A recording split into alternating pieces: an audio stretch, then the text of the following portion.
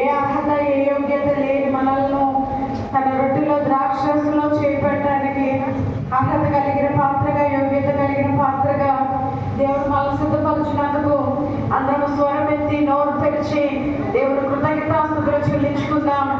అమ్మా, పోయిన నెలంతా చాలా ఎక్కువ ఎండలు ఉన్నప్పటికీ తన రెక్కల చాటును ఎంతగా కాపాడాడో కదా, ఎంత కరుణ చూపించాడో, దయ చూపించాడో.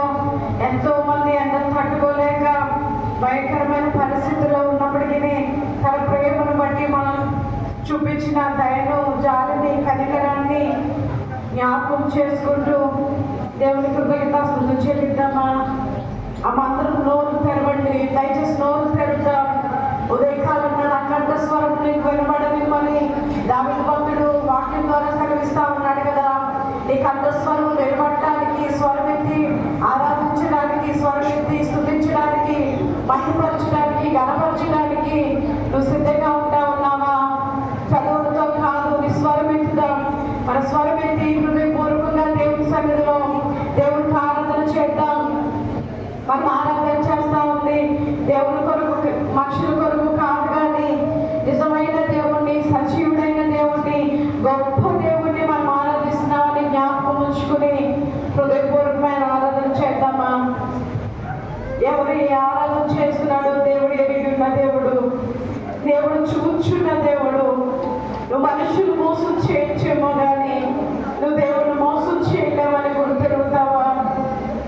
ఏదో చేయమన్నారు కదా అని చేస్తూ, ఏదో చేతులు ఎత్తాలి కదా అని చేతులు ఎత్తితే, ఆరాధించాలి కదా అని ఆరాధించకపోతే, నీ పెదవులు కూడా తెరవకుండా, నీ స్వరము కూడా వినబడకుండా, ఇదిగో మరి ఎంతో మొండివారిగా దేవుడు సన్నిధిలో ఉన్నట్లయితే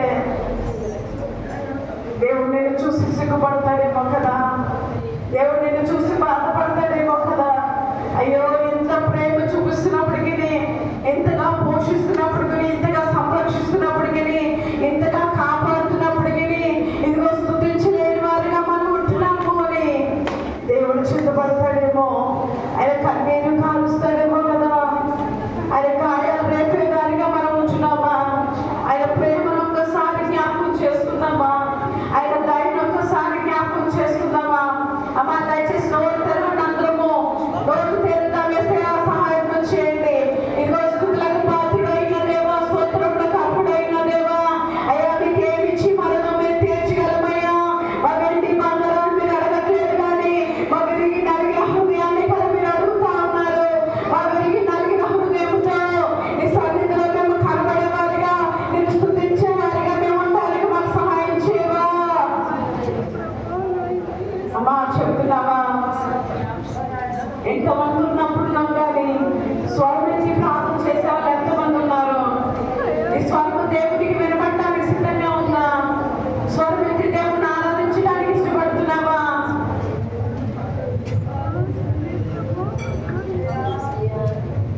దావీదు భక్తుడు అంటా ఉన్నాడు కదా, నా కంఠస్వరం నాకు నీకు వినబడేమో. నేను మౌనంగా నేను స్తుతించడం కాదయ్యా, నేను మౌనంగా నేను ఆరాధించడం కాదయ్యా, నా హృదయపూర్వకంగా నేను స్తుతించాలి. నా స్వరమెత్తి, నా కంఠ స్వరమెత్తి నేను ఆరాధించాలి. నా పూర్ణ హృదయంతో నేను ఆరాధించాలి. నీ దగ్గర దేవుడు నిలబడి ఉన్నాడని గ్రహించగలుగుతున్నావా? చూచున్న దేవుడు నీ దగ్గర ఉన్నాడని మర్చిపోతున్నావా?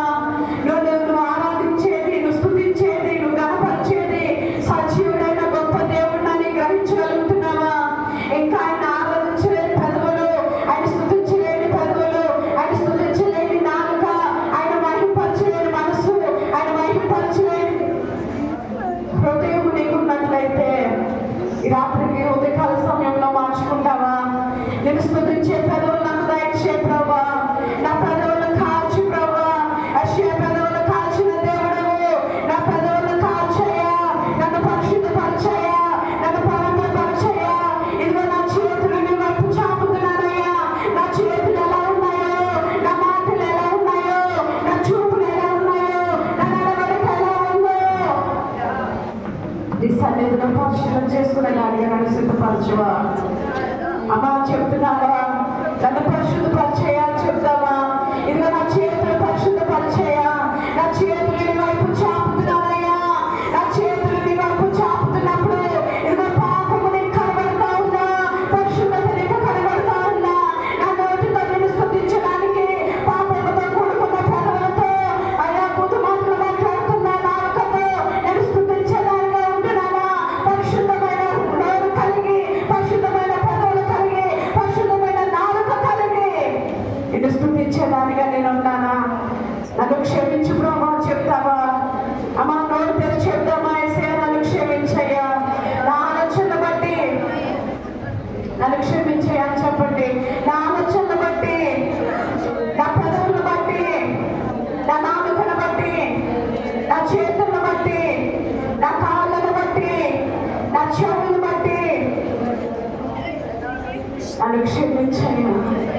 నన్ను క్షమించు, నన్ను పరిశుద్ధపరచు.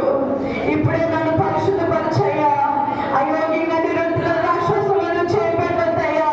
నాకే అర్హత యోగ్యత లేనప్పుడు నాకు అర్హత ఇచ్చిన దేవుడవు, నాకు యోగ్యత ఇచ్చిన దేవుడవు.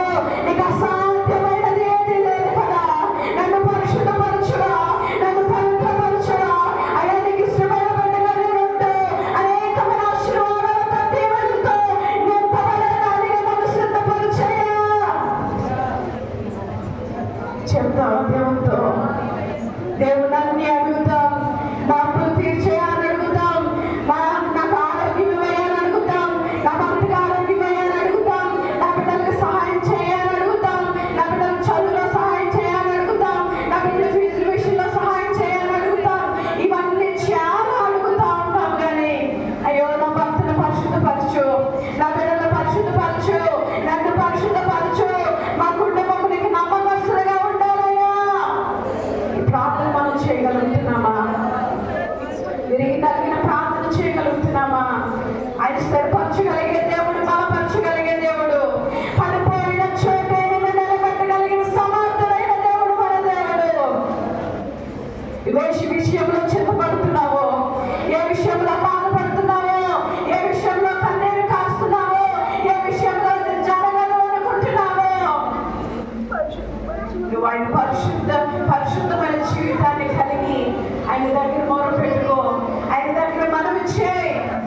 ఆయన సమస్తమును సాధ్యమే. ఏదైనా చేయగలిగే దేవుడు మన దేవుడు. దేవుడికి అసాధ్యమైనది ఏదీ లేదు. దేవానికి సమస్తమును సాధ్యమేనయ్యా. నా పరిస్థితిని నువ్వు మార్చయ్యా. నా పరిస్థితులు మీ చేతులకు అప్పగిస్తా ఉన్నాను. యుద్ధము జరుగుతా ఉన్నప్పుడు మోషే ఎప్పుడైతే రెండు చేతులు ఆకాశం వైపు ఎత్తాడో యుద్ధంలో గెలిచినాడని వాక్యం సెలవిస్తా ఉంది కదా. ఇదిగో నువ్వు చేతులు ఎత్తావు. ఏ పరిస్థితిని నీ దేవుడి చేతులకు అప్పగించాలని ఆశపడుతున్నావో, ఏ పరిస్థితి నా జీవితంలో మారాలని ఆశపడుతున్నావో, ఏ పరిస్థితుల్లో నేను చూడాలని ఆశపడుతున్నావో, ఏ పరిస్థితుల బట్టి కృంగిపోతున్నావో, ఏ పరిస్థితుల బట్టి కన్నీరు కారుస్తున్నావో, ఇది నాన్న రెండు చేతులు పైకెత్తి దేవా ఈ పరిస్థితిని నీ చేతులకు అప్పగిస్తున్నానయ్యా. యుద్ధం యెహోవా దేవుని వాక్యం సెలవిస్తా ఉంది. నా పక్షిగా నువ్వు యుద్ధము చేయ. దానికన్నా ముందు నన్ను పరిశుద్ధపరచు, నన్ను పవిత్రపరచు అని చెప్దామా? హృదయపూర్వకంగా ఆరాధన చేద్దామా? ఏమైనా చేయగలవు, కథ మొత్తం మార్చగలవు. నీ నామముకే మహిమంతా తెచ్చుకొందును. ఏమైనా చేయగలవు, కథ మొత్తం మార్చగలవు. నీ నామముకే